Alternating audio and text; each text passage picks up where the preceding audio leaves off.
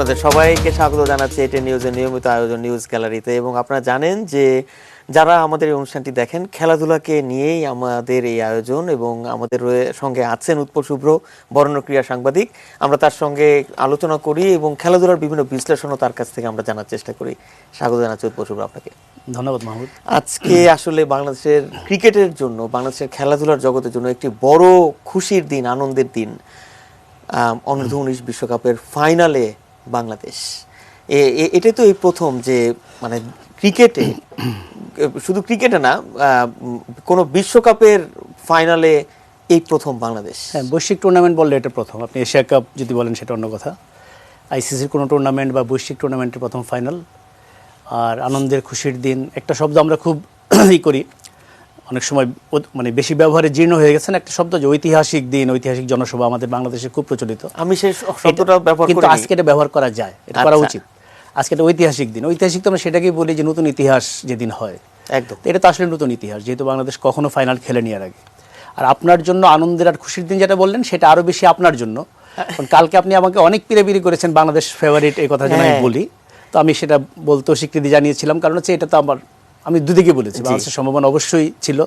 বাংলাদেশ এই টুর্নামেন্টে যেভাবে খেলেছে তাতে এই ম্যাচটা বাংলাদেশ জিতবে এই আশা নিয়েই সবাই টেলিভিশনের সেটের সামনে বসেছিলেন। মাঠেও দেখলাম বেশ প্রবাসী কিছু বাংলাদেশে ছিলেন, তারাও জয়ের আশা নিয়ে গিয়েছেন। আনন্দের দিন, খুশির দিন, এটা আপনার একটু বেশি অন্য দিচ্ছে একদম। কারণ হচ্ছে বাংলাদেশের জয়ের নায়কের নাম মাহমুদুল। হ্যাঁ, তো সেখানে আপনার হাসিটা মাহমুদুল হাসান জয়। হ্যাঁ, মানে আপনার ডাক নামটা হয়তো, আপনার ডাক নাম কি? আমার ডাক নাম অন্য। ডাক নামটা মিলে নাই, মাহমুদুল হাসান বিরাট ব্যাপার। তবে জয়ের নামের সঙ্গে কিন্তু জয় সমর্থক হয়ে গেল। হ্যাঁ, এটা তো খুব সহজ হয়, যেটা সাংবাদিকরা সবসময় এই ধরনের সুযোগ খোঁজে। আর আমি এমনিতেই আসলে আজকে অনেক বেশি খুশি আসলে, কারণ আমার নামেই তিনি সেঞ্চুরি করলেন। হ্যাঁ, এটা তো অবশ্যই যেটা বললাম যে আপনার জন্য এটা শুধুমাত্র ঐতিহাসিক না, আনন্দের দিন, খুশির দিন। আর এটা সাংবাদিকদের জন্য স্বপ্ন। আপনি ধরেন যখন হেডিং করেন, আপনি যখন এরকম কিছু পান, আপনি যে একটা প্লেয়ারের নামই জয়, যে জয়ের নায়ক, তখন হেডিং করতে সহজ হয় আর কি পত্রিকাতে। আমরা একটু উইনিং মোমেন্টটা দেখে আসি, একটু দেখে আসি। এই ম্যাচের আগেও কিন্তু বাংলাদেশ এবং পাকিস্তানের অধিনায়ক বেশ কিছু কথা বলেছেন সংবাদ মাধ্যমে, ম্যাচ প্রিভিউ যেটা বলা হয়। আমরা একটু তারা কি বলেছেন দেখে এসে তারপর একটু আলোচনায় আসি। ঠিক আছে। Welcome to Pakistan and thank you very much. What are your expectations about the first test against Pakistan in Pindi? Look, your expectation is we are going to play good cricket in here. We are not good. We are not good enough in overseas, so we try to improve ourselves in here, and we are look forward it and hope we'll do some good cricket in here. Momin, how difficult it would be to play without Mushfiqur Rahim, your senior test player, plus with a lot of security concerns? Look, we don't think about security concern. And one of the best player you don't have always is sometimes it's bit difficult. But the other hands, you can see there is a good opportunity for the new player. So we are look for it.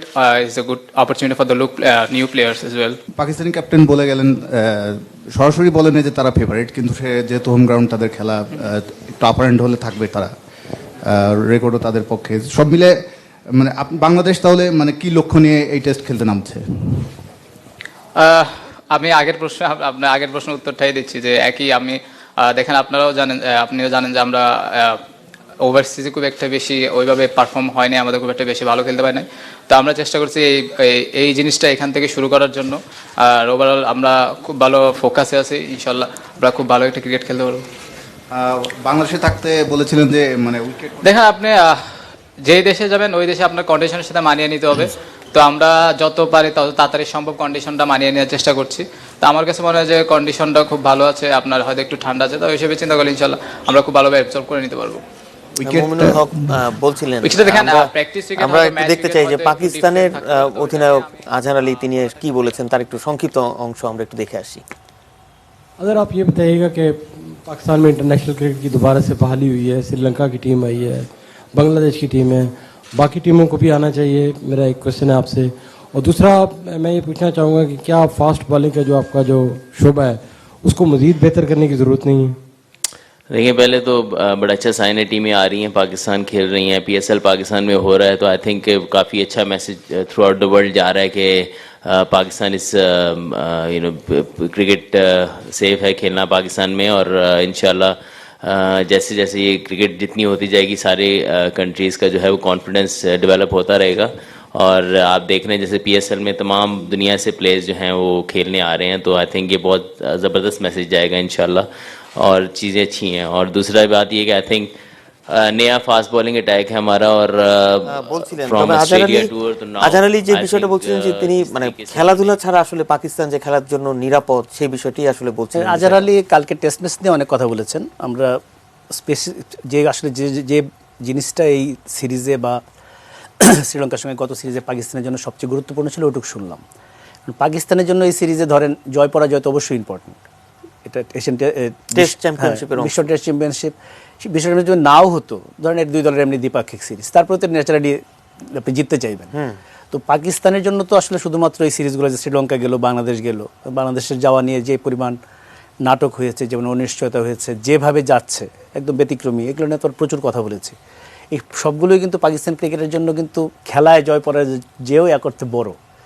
প্রশ্নটাই ছিল এটা যে শ্রীলঙ্কা এসছে এর আগে, যদি আমি উর্দু ঠিকভাবে বুঝে থাকি আর কি, বাংলাদেশ এলো তো অন্য দলগুলোর জন্য এটা মেসেজ কিনা। তো বাংলাদেশকে নিয়ে যাওয়ার জন্য পাকিস্তান যে এত মরিয়া চেষ্টা করলো, এই যে 3টা ভাগে ভাগ হয়ে হলেও বাংলাদেশকে তারা হোস্ট করছে, এটা বড় কারণ ওইটাই যে শ্রীলঙ্কাকে ওইখানে নিয়ে গিয়ে তারা যে একটা, আমি যেটা বলছিলাম যে 2 ধাপ যদি এগিয়ে থাকে, এরপর যদি বাংলাদেশ না যেত তাদের 1 ধাপ পেছানো হয়ে যেত, ইনফ্যাক্ট আর একটু বেশি পেছানো হয়ে যেত। তো এখন এই জিনিস যেটা আজহার আলী পরিষ্কারই বললেন যে এটা অন্য দলগুলোর জন্য একটা মেসেজ যে হ্যাঁ এই দলগুলো গিয়ে নিরাপদে খেলে এসছে। জি, আমি একটু মুমিনুল হকের কথাটা আসতে চাই। তিনি বলেছেন যে ভালো খেলাটাই আসলে তাদের মানে বাংলাদেশ দলের লক্ষ্য। মানে এটাই কি আসলে বাংলাদেশ দলের অধিনায়কের মাইন্ড সেট আপ হওয়া উচিত ঠিক এই মুহূর্তে? এই মুহূর্তে আসলে মুশকিলটা হচ্ছে কি, এটা 2 দিকে আছে। একটা ধরেন এটা খুব গদবাদা কথা, ভালো ক্রিকেট খেলতে চাই, আবার ধরেন মমিনুলের এখন আমাদের মানে বাংলাদেশের দলের যে অবস্থা, এই সাম্প্রতিক যে পারফরমেন্স, পাকিস্তানের মাটিতে পাকিস্তানে গিয়ে খেলছে, ও যেটা বলছিল যে পরিবেশের সঙ্গে কন্ডিশনের সঙ্গে মানিয়ে নেওয়ার চেষ্টা করছে, সেই চেষ্টা তো সফল হওয়ার কোনো কারণ নেই। কারণ বাংলাদেশ দল কালকে সকালে পৌঁছেছে, সারাদিন বিশ্রাম নিয়েছে, আজকে একটা দিনই মাঠে প্র্যাকটিস করেছে। এখন হয়তো দেখা গেলো যে ওয়েদারে যেটা হচ্ছে বেশি ঠান্ডা না, রাউলপিন্ডিতে শুনছি আমি রাতের বেলা অনেক ঠান্ডা পড়ে, দিনের বেলা রোদ উঠলে তো ঠান্ডা থাকে না। জি, তো বাংলাদেশে কিছুদিন আগেই তো অনেক ঠান্ডা পড়েছিল, হয়তো ওয়েদারটা খুব বেশি ব্যাপার না, কিন্তু মাঠের কন্ডিশন, উইকেট, এগুলো তো আলাদা। আপনার এটা তো মানিয়ে নিতে সময় লাগে, এটা তো টেস্টের জন্য যে আইডিয়াল প্রস্তুতি না, আমরা সবাই জানি। যে কারণে মমিনুল হক যদি এখন ঘোষণা দিয়ে বসতেন যে আমরা জয়ের জন্যই নামবো, বলতেই পারতেন, কিন্তু ওই জিনিসটা খুব শোনাতো না। আমার মনে হয় একটু নিরাপদ পথে তিনি হেঁটেছেন। আমরা শুনতে চাই নর্মালি যে যখন বাংলাদেশ দল যখন দিনের পর দিন মাঠে নামতো, আমরা সবাই জানতাম বাংলাদেশ পারবে না। আমি বলছি ধরেন অনেক আগের কথা, আপনি তখন ছোট না, আমি অনেকদিন ধরেই দেখছি যে বাংলাদেশ অনেক আগের কথা বলছে যে ভালো ক্রিকেট খেলবো। না, আমি বলছি সেই শুরুর দিকের কথা, তখন ধরেন আমরাও জানতাম বাংলাদেশ খেলতে নামছে, আসলে বাংলাদেশ হারবে। আমি একদম, কিন্তু এই কথাগুলো কি পুরনো কথা না? হ্যাঁ বলতে পারেন আপনি পুরনো কথা, যে এতদিন পরে এসে কেন আমরা বলবো গুড ক্রিকেট খেলবো, কেন আমরা বলবো না যে আমরা জয়ের জন্য খেলবো। খেলায় একটা কারণেই মানুষ মাঠে নামে, আমরা জয়ের জন্য নামবো। সেটা শুনতে পারলে ভালো। তাই মমিনুল মানুষও নরম সরম একটু, আর প্লাস পরিস্থিতি মিলে সে মনে হয়েছে নিরাপদ পথে হাঁটা দরকার। আর একটা কথা মমিনুল্লাহ আমার মনে হয় এখানে তো নিশ্চয়ই আমরা পুরো প্রেস কনফারেন্স দেখিনি, এটার ভিতরে কিন্তু 2-3 বার একটা কথা তিনি রিপিট করেছেন যে ওভারসিজ কন্ডিশনে আমরা ভালো খেলি না। কারণ এই সিরিজটাই বাংলাদেশে হলে মাঠের রেজাল্ট যাই হোক, বাংলাদেশ দল আরেকটু জোর গলায় আপনি যেটা শুনতে চাচ্ছেন সেটা হয়তো বলতে পারতো। কেন বাংলাদেশেও তো আফগানিস্তানের সাথে খেলা হলো, সেখানে কি না, সেটা তো মাঠে গিয়ে ধরেন হেরে গেছে, বা মাঠের আগে তো ম্যাচের আগে তো অন্তত বাংলাদেশ বলতে পেরেছে আমরা জিতার জন্য নামবো। আর আফগানিস্তানের সঙ্গে যখন খেলবেন আপনি তো এটা বলতেই হবে আপনাকে। তো ওভারসিজের যেটা ব্যাপার হচ্ছে, এটা শুধু বাংলাদেশের প্রবলেম না, এটা খুব সিম্বলিক যে মমিনুলের মুখ থেকে এই কথাটা বেরোচ্ছে। ওভারসিজে বেশিরভাগ দেশই খারাপ খেলে, মানে এটা খুব মডার্ন ক্রিকেট আর বেশি হয়ে গেছে যে যার রাজ্যে রাজা। মমিনুলের ক্ষেত্রে এটা আরও বেশি প্রযোজ্য, কারণ মমিনুল যদি আপনি ব্যাটিং রেকর্ড দেখেন, তার অলমোস্ট সাকসেস সবই হচ্ছে দেশে, তার সেঞ্চুরি সবগুলো দেশে, তার বাইরের যদি গড় আর দেশের গড় কম্পেয়ার করেন ফার ডিফারেন্স। তো এইখানে ওভারসিজ শুধু বাংলাদেশ খারাপ খেলে না, এই বাংলাদেশ যদি ওভারসিজ খারাপ খেলে এটাকে আপনি প্রতিষ্ঠিত করতে চান বা বলতে চান, ক্যাপ্টেন ইজ এ সিম্বল। কাজে মমিনুলের জন্য আমি মনে করি একটা টেস্ট ম্যাচ, 2টা ইনিংস ঠিক আছে, এরপরে তো আরেকটা টেস্ট ম্যাচ আছে, কিন্তু মমিনুলের নিজের জন্য আসলে আমি মনে করি ইমিডিয়েট যে বললো না যে ওভারসিজে আমরা ভালো খেলতে চাই, এটা এখান থেকে শুরু করতে চাই, এটা আমি মনে হয় যে 2 জায়গা থেকে সে বলেছেন।